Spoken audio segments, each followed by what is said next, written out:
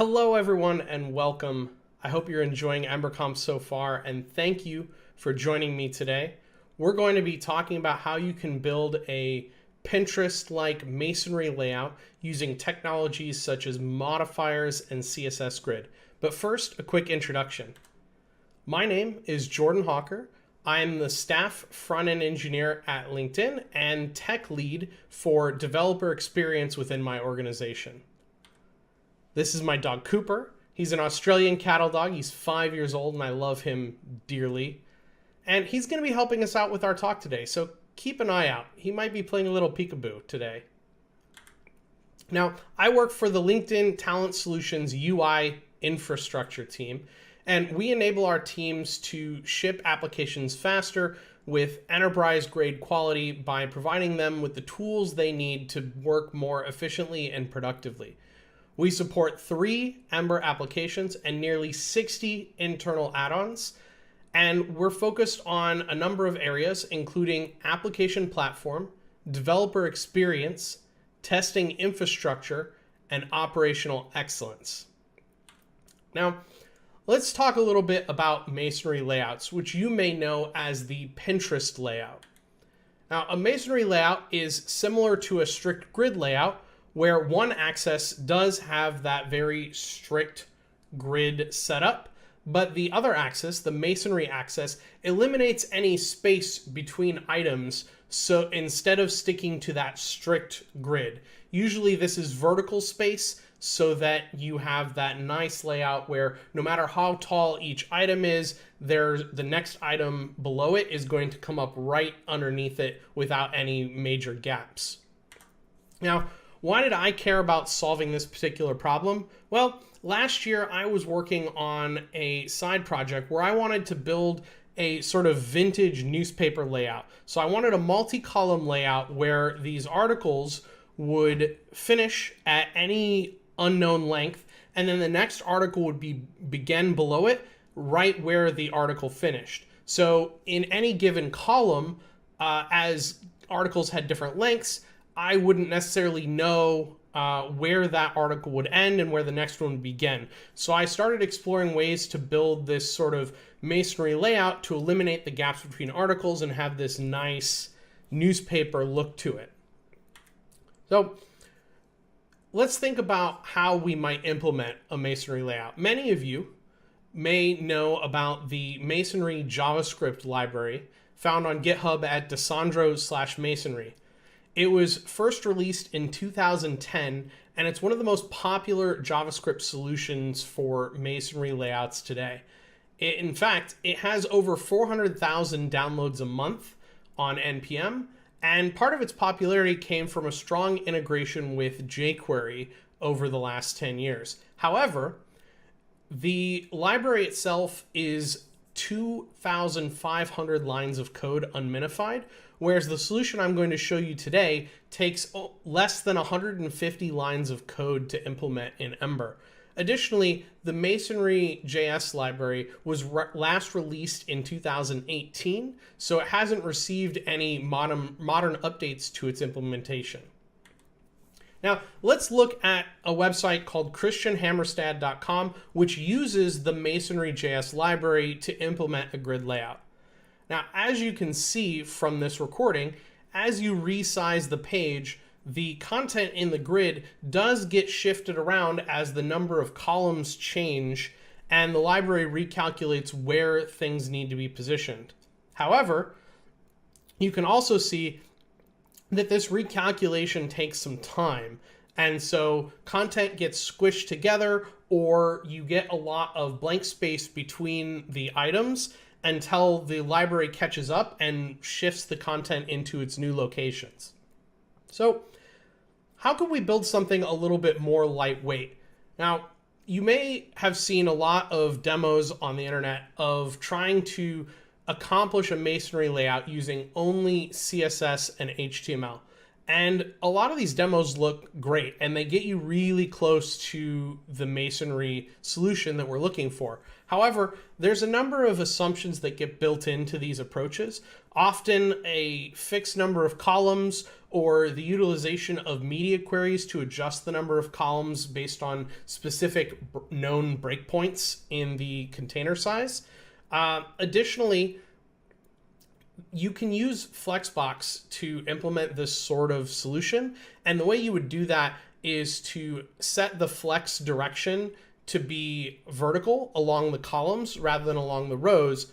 The problem here is that that makes the ordering of items difficult because the items themselves would actually flow down the column instead of flowing horizontally the way you would expect them to. So your content may not be in the order that you would expect with this sort of solution. So what is it that we're actually trying to accomplish with a perfect masonry layout? Well, first of all, we want to be able to account for a dynamic number of columns. So no matter what size the container of our grid is, we want to be able to fill that space with the correct number of columns based on the width of our content in each column. We also want to make sure that we're eliminating any unused space between items along the masonry axis. And we want this solution to be fully responsive with a performant and efficient reflow of content as the size of the container is changed. So let's look at Pinterest itself. Now, I'm sure many of you are familiar with this product, and it's probably the most popular and well-known instance of a masonry layout on the internet today. Now, if you look at this recording, you do see that the content is getting shifted around, and the relative order is more or less staying the same as it shifts things from more columns to less columns and moves them down. However, you can also tell that you get into situations where there's some horizontal scrolling involved as you make the page smaller. And as you make the page larger, there's a lot of white space around it until they recalculate where everything needs to go and then re-render the page. So let's look under the hood and understand a little bit more how they're accomplishing this. Now, Pinterest does their grid layout via explicit CSS transforms. So they look at the height and width of each item in their grid, and then they look at the overall height and width of the container for the entire grid, and they use JavaScript to calculate the exact position that each item in the grid needs to be. And you can see here that they've set explicit transforms to translate each item by a number of pixels along the X and Y axis so that everything gets laid out nicely on the grid.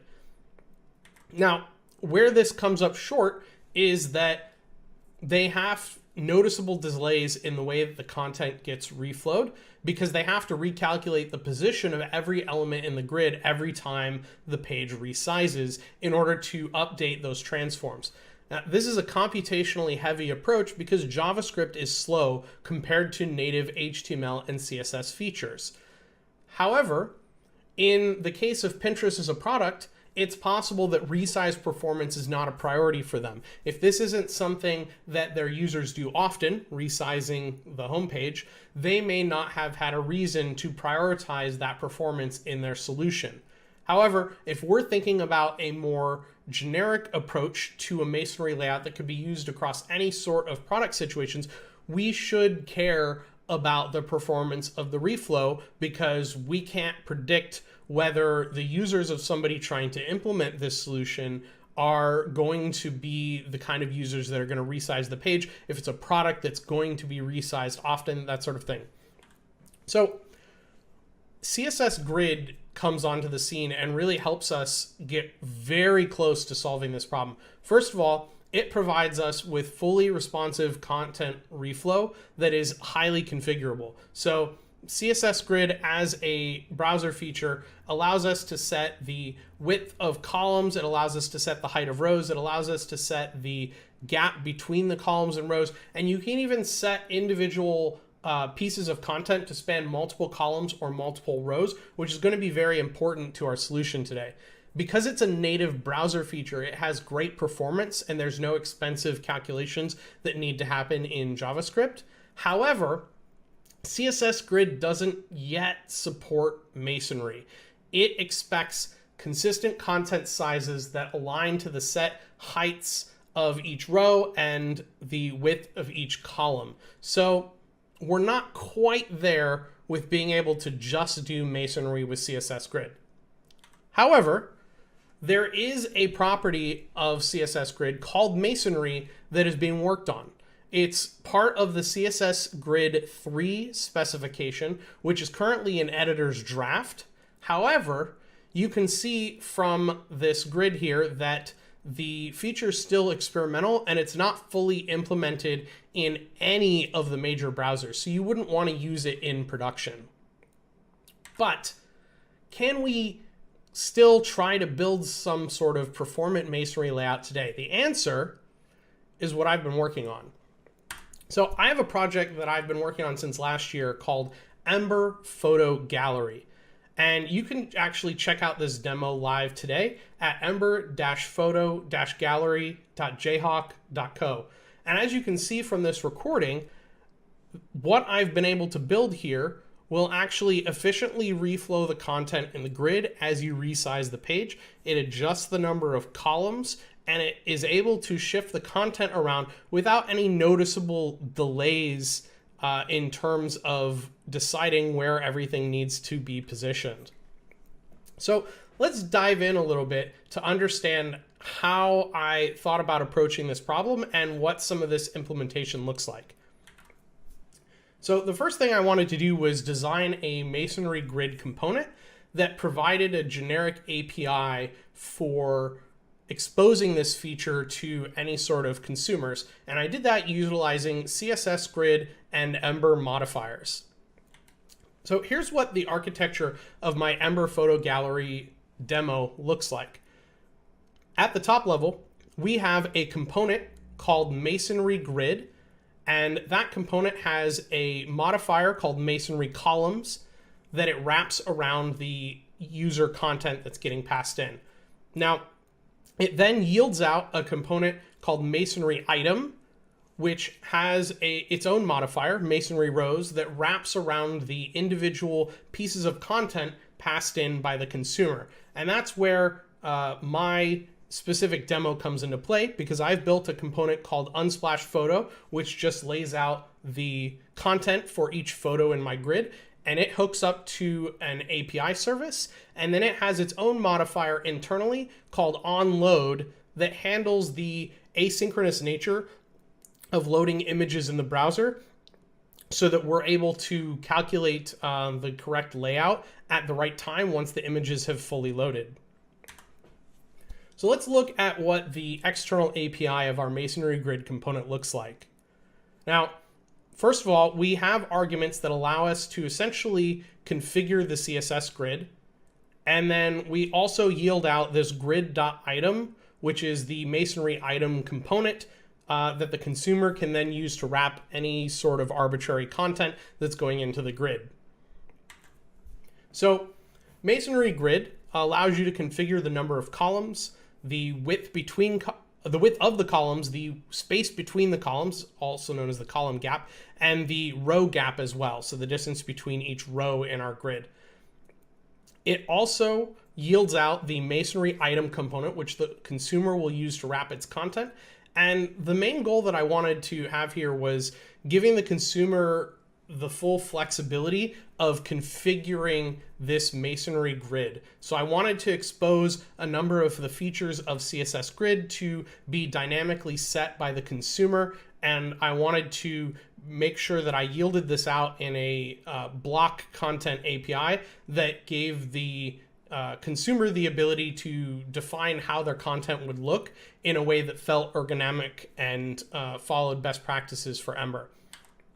So internally, within our Masonry Grid template, we have the Masonry Columns modifier, which gets passed a number of our arguments. It gets passed the number of columns or the string auto if we want it to auto adjust as the container resizes. It gets passed the width of the column, and it gets past the gap between columns.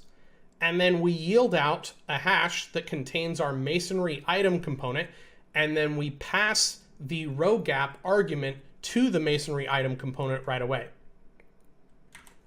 So before we dive more into the implementation, I want to take a step back and just briefly talk about the concept of modifiers. So for this demo, I'm using Ember Modifier, which is an add-on that provides an ergonomic API for DOM interactions in Ember apps. Modifiers can be applied directly to elements in the template, and you can use them to mutate DOM nodes or generate state from the DOM. So our very first modifier here is masonry columns. And masonry columns is going to dynamically adjust the number of columns in our grid. It's also going to account for the width of columns and the size of the gap between columns when it calculates how many columns are available. And it's going to update the number of columns automatically using resize observer, which is a more accurate approach than static media queries, which have preset breakpoints in the size of your app. Let's look a little bit closer at the implementation of our modifier. Now, as you can see, this is a class-based modifier. It has a number of getters that set the grid width and the number of columns. And you can see I've just quickly circled the calculation that takes place to determine the number of columns. So all we're doing here is looking at the width of the container itself, and we're dividing it by the width of the column plus the gap between columns to figure out how many times that space can be repeated within the container before we exceed the size of the container itself. Then in the constructor, you can see that we're setting up a resize observer, which is going to go ahead and run the calculations that we need when the container gets resized. One thing I do want to note here is that if you want a performant resize observer, you can actually create one centralized within your application and reuse it for all resize behavior that you need, because any number of elements can be observed by a single resize observer. However, for the purposes of simplicity within this demo, I've just gone ahead and made a new resize observer within the modifier itself. And then at the bottom here, in our organized grid columns method, which gets called by the resize observer, you can see that we're setting two styles on the element. The first one is the most important because that's our grid template columns style, which tells us how many columns that we have and what the width of each column is. And then also our grid column gap, which configures the gap between columns. So these are properties of CSS grid that we're setting within the modifier, which allows us to interact with the DOM. So let's look at our masonry item component, which is really just a simple wrapper around the user's content. It applies a modifier to that wrapper, and it also handles some async behavior, which we'll come back to. So the template, again, is very simple. It applies this masonry rows modifier on our wrapper div. We pass the row gap in, and then we pass it a promise, which handles the async behavior. And then we're going to yield out an action to the consumer that also will get used for the async behavior that we'll cover later. Let's look a little bit closer at masonry rows, because this is really where the magic of our masonry implementation takes place. It's going to do a number of things. First, it's going to calculate the number of rows that each content element spans, accounting for the gap between the elements as well. And what we're going to do here is we're going to set the row size to 1 pixel so that we get a pixel perfect grid layout. So let me show you what I mean by that. In our CSS, we set grid auto rows to 1 pixel. And what this does is it tells CSS grid that the height of each row is exactly 1 pixel. So every single row in the grid is 1 pixel tall. And that may seem counterintuitive, but that's what allows us to make this masonry layout work. Because as you can see in the modifier implementation itself, what we're going to do is calculate the height of the element in pixels, add the row gap to it, and then set the number of rows equal to the height plus gap in pixels. So for example, if you had a piece of content that was 200 pixels tall and your row gap was set to say 5 pixels, then we would set the grid row and style to span 205 rows. And since we have set a row to be 1 pixel tall, then we know that we can span 205 rows. So let's add some data to our masonry grid on the consumer side. I've used the Unsplash API, which allows me to retrieve up to 30 images at once. And for this demo, I went ahead and queried on the keyword Ember, because why not?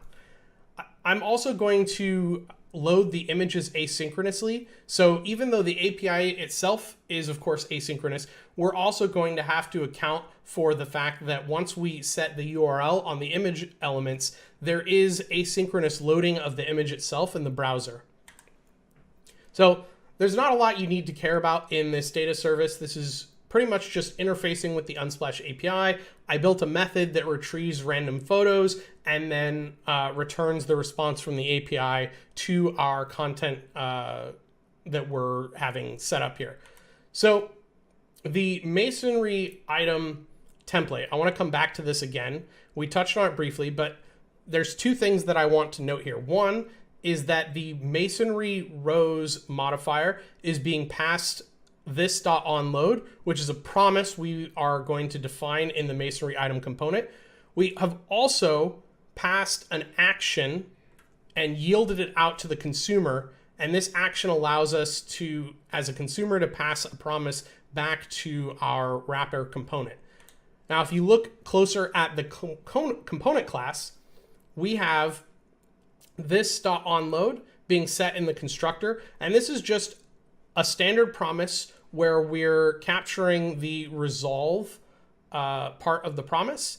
And when we get the promise from the consumer via the action, we're going to chain the resolution of that promise to the resolution of our internal promise. And what this does is when the consumer tells us that their async behavior is concluded and resolves their promise, then we're going to resolve our promise, which we passed to the masonry rows modifier. And the masonry rows modifier is going to wait for that promise to calculate the height of the content so that you ensure that the calculation happens at the right time and doesn't happen too early. If you were to not handle the async behavior there, then there's a possibility that your grid would end up squished vertically because you wouldn't have the correct calculations of the height if there was any sort of asynchronous delay in the loading of the content that would change the height of the actual elements.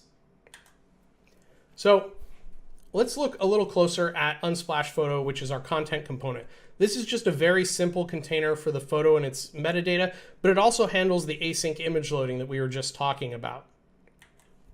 So on the left here, we have our class, which just handles the action that was passed in, and this action gets passed to an onload modifier, which, as you can see, is being used on the image element itself. So the onload modifier is what handles our load events for images. And as you can see in here, all it does is create a promise that then gets passed back out to the Unsplash Photo component. And that promise resolves when the load event on the element gets fired. So we're going to add an event listener onto our image element, and we're waiting for the load event, which tells us that the image is fully loaded in the browser. When that happens, we're resolving this promise, which then allows the entire promise chain to resolve and allows us to correctly calculate the height of our content. And that's it. We've done everything we needed to build Masonry Grid and to consume it for the demo. So a quick review of the way our architecture is laid out. We have the Masonry Grid component, which exposes the main API for configuring the grid itself.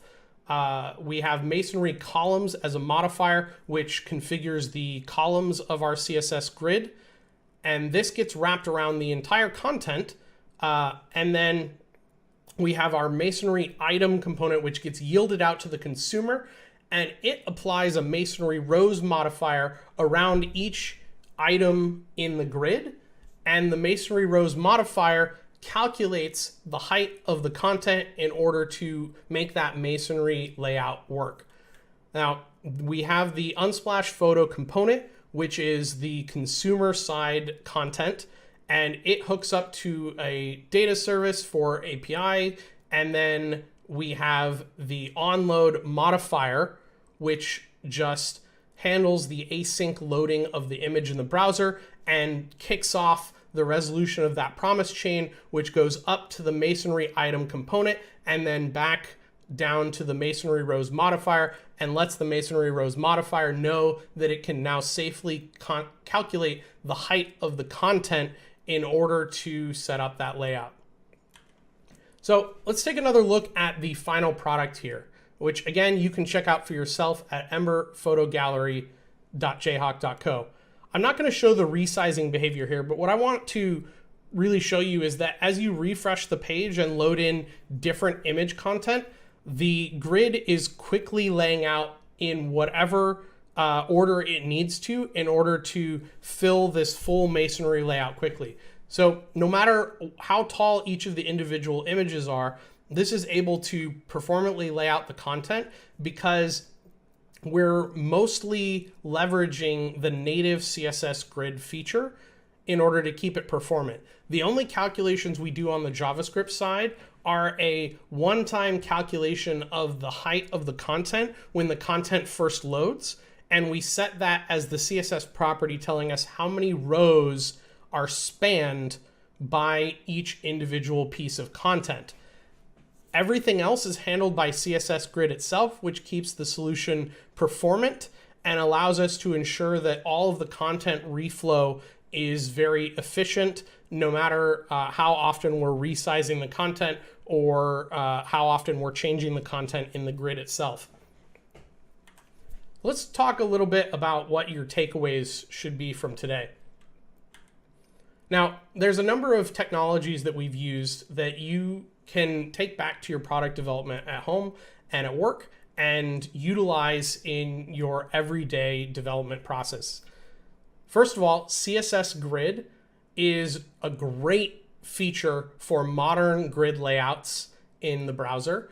It allows you to configure any number of aspects of the grid, including the size of the columns and rows, the gaps between each column or each row, as well as whether any individual element spans one or more columns or one or more rows, which, as you saw, was important for solving the masonry layout today. Now, CSS Grid 3 is coming soon, which is great because once that lands, it's going to include a specification for native masonry property on CSS Grid, and that will actually eliminate a lot of the work that we had to do today to make our masonry layout work, because now masonry layout will work natively in the browser. But until that lands and becomes a feature that is available in all of the major browsers, we can still implement that today using modifiers. Now, modifiers are great because you can attach them to any element in a template and easily make DOM modifications or generate state from the DOM. One of the things I love about modifiers is that they give you a nice barrier between the two-way nature of browser event bindings and the one-way nature of Ember's state flow. So that's an important concept to use modifiers to make sure that the logic of your Ember application stays very clear and that the state flow is very easy to understand while still enabling you to interface with native browser features. Now, if you'd like to check out the code from today's talk, you can go to elwayman02/ember-photo-gallery, and you can also check out the demo of that code at ember-photo-gallery.jhawk.co. And that's everything I have for you today. I want to thank you all for coming to my talk. If you'd like to connect with me online, you can find me on Twitter at Axel Hellfire or on GitHub at elwayman02. And if you'd like to check out the slides from this talk, you can go to jhawk.co/emberconf21. Thank you all. I hope you enjoyed the talk, and I hope you enjoy the rest of the conference.